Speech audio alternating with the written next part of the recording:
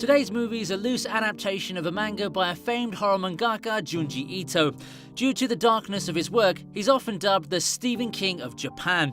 Ito's horror is known to be more disturbingly weird than terrifying. He doesn't deal in simple jump scares. Instead, his work makes you feel uneasy and disturbed on a deeper level. So, fair warning, terror lies ahead. We see fishermen are busy with their daily duties on a ship, but a terror whelms their faces after one look at the fish. Elsewhere, Gaori is talking with her fiancé Tadashi.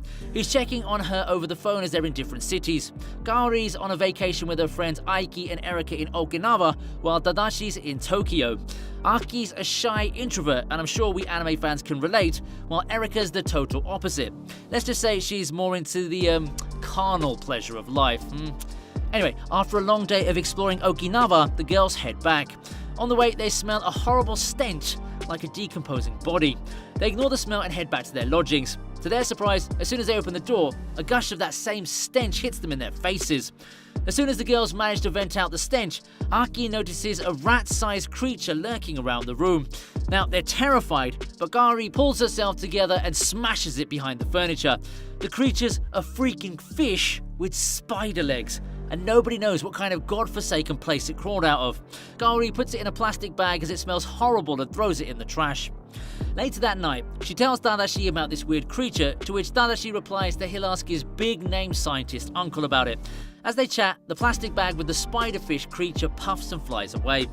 The next morning, two cool dudes show up in their lodgings to see Erika, who was quick to make friends with them. Gaori isn't okay with this, but Erika, she doesn't care.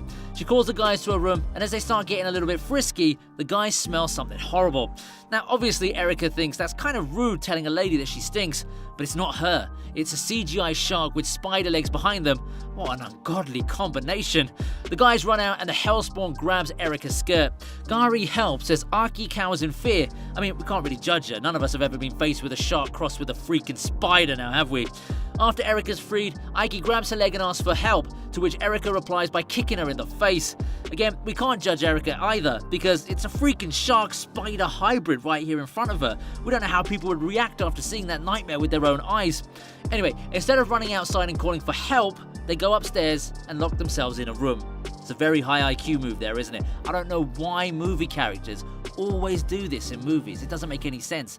The doors don't stop this freaking terrifying CGI spider shark though. The hellspawn enters the room and stabs Erika with its spider leg.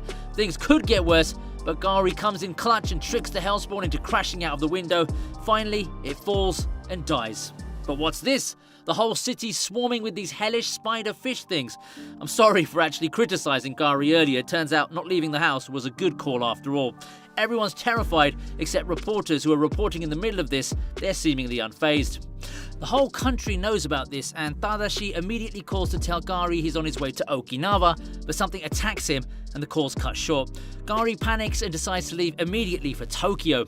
Back at the shed, Erika wastes no time and takes on both guys for a good time. The world's in chaos, and remember Erika's leg's injured. I mean, I've heard of animal instincts kicking in when times are tough, but god damn girl, you're something else, aren't you? Downstairs we see a different side of Aki. She's cursing death upon Erika and even Gaori, and she even hates Erika for making noises during a threesome and Gaori for leaving her alone. Anyway, on the flight to Tokyo, Gaori gets acquainted with a freelance journalist named Shirakawa. Just before landing, Shirakawa notices something horrifying. Surprise, surprise, Tokyo's also been overrun by these hellish creatures. Even the runway swarmed by these godforsaken monsters, so the plane crash lands, although everyone's safe. Gaori quickly heads for the monorail to get to Tadashi, and Shirakawa decides to help her in this search. It's quite heroic of him, isn't it, right? No, actually, he's only interested in Tadashi's uncle, who's like an expert on this epidemic. Anyway, the monorail crashes because of the sheer number of creatures. Many die, but Shirakawa and Gaori are safe. They've now survived a total of 2 deadly crashes in the span of just a few hours. That's kind of impressive, isn't it? After, the duo decides to walk as that probably feels safer. On the surface, they're welcomed by the sight of total mayhem. Shark spiders killing people, dead bodies everywhere. Meanwhile, Gaori gets a call from Tadashi. They can't talk, but at least he's alive. Suddenly, our old friend Spider Shark shows up and attacks Shirakawa. Gaori helps him to survive. But what's this? After Spider Shark, we're introduced to another hellish monstrosity. It's Spider Shark's cousin, Spider Octopus Kun, who snatches Gaori. And because it's an octopus in anime, we have this scene. This time, Shirakawa comes in clutch with a pickup truck and rams it into Spider Octopus Kun. The duo escapes. Back in Okinawa, Erika's not feeling well. It's probably because of the injury from before. It does get worse though, and she locks herself in the room. On the other hand, Aki is terrified of being alone, so she goes to check on Erika. As she enters, she's welcomed by that fine, nostalgic, rotting smell. Erika hides under a bedsheet, and as soon as Aki removes it, we're welcomed by yet another horrifying sight. From a beautiful-looking young girl, Erika's been transferred into this ugly as sin, extremely gassy ogre. She crawls towards Aki and grabs her leg just how Aki grabbed hers during the spider shark attack, and just like Erika before her, Aki kicks her in the face. During this, she starts spewing hate stemming from her deep-rooted insecurities about her looks. She starts showing her true colours, her loathing of her supposed friends Erika and Gari. After hearing this, Erika attacks. It's a scuffle, and in the end, Aki hits her with a freaking ashtray and leaves. Back to Gari now. They're closer to where Tadashi is, but personnel dressed in PPE suits have quarantined the area. They mercilessly push back our girl Gari as she desperately tries to get through. There's utter chaos on the streets as people start looting, robbing, and killing each other. Parallel to this, the war with the creatures is in full throttle. Elsewhere, Shirakawa and Gari decide to rest in a safe place to figure out their next move. They see an online broadcast of people turning into ogre-like creatures like Erika. It's due to a bacterial infection. They watch Tadashi's uncle giving his expert opinion on the issue. Seeing that, Gari and Shirakawa decide to visit him. On the way there, we get a glimpse of our first spider humans, or rather spider ogres we should say. Erika's turned into one too. She's not dead, she's chasing Aki. The chase comes to an end with Aki falling into a pit filled with small spider fish. Shirakawa and Gari reach Tadashi's uncle's place. No one's there, but Gari notices Tadashi's shoes at the entrance and frantically starts looking for him. Before we go further, let's take a moment to look at this painting at Tadashi's uncle's place. Who hangs up shit trash like this? Anyway, Shirakawa finds a recent research file on a computer there. Lo and behold, it's Tadashi assisting his uncle researching the bacteria. In the video, his uncle explains some of the key things about the bacteria. These spiderfish were the result of Imperial Japan's desperate effort to turn the tide of World War II. They researched bacteria that causes its host to produce a deadly and gross gas. But the creatures affected by this couldn't do anything else other than produce the gas, so the scientists developed mechanical spider legs. Any infected creature could then hook up to these legs, and these legs were powered exclusively with the gas and would allow the creatures to reach and infect enemy troops. Now you might wonder, but how does this gas get in the machine? The answer is to extract the fuel. A pipe's inserted in the mouth as well as in the, a place where the sun doesn't shine. Anyway, this research on the bacteria was going on in a battleship, and these fish probably got infected because the battleship was sunk by the opposing forces. The video also shows Tadashi getting stung by one of the lab creatures.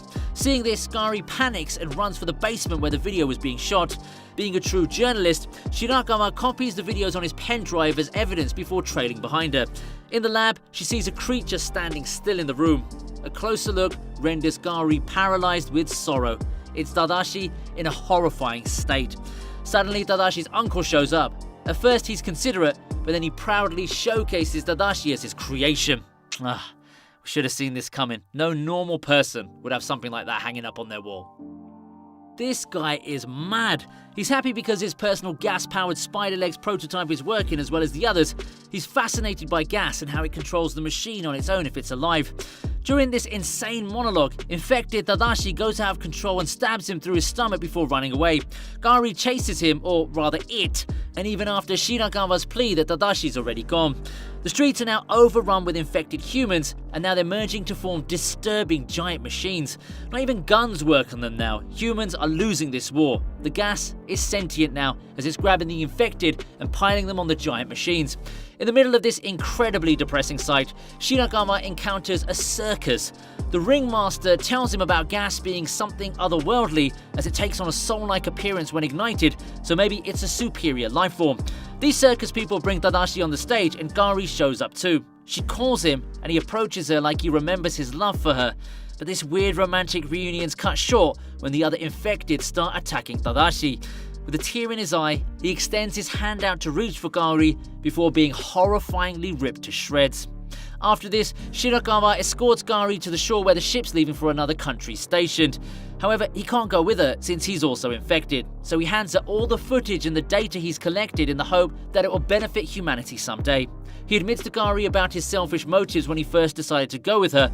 He was just looking for that click-worthy scoop. He wanted to get to Dadashi's uncle through Gari.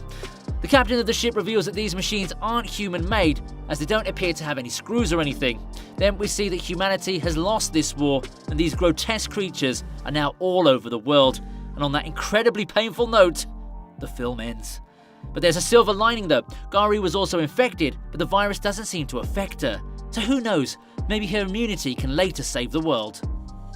And with that, the movie comes to an end, as does our video. Hope you enjoyed our storytelling. Don't forget to like, share, subscribe, and share your feedback in the comments section. Until next time, peace.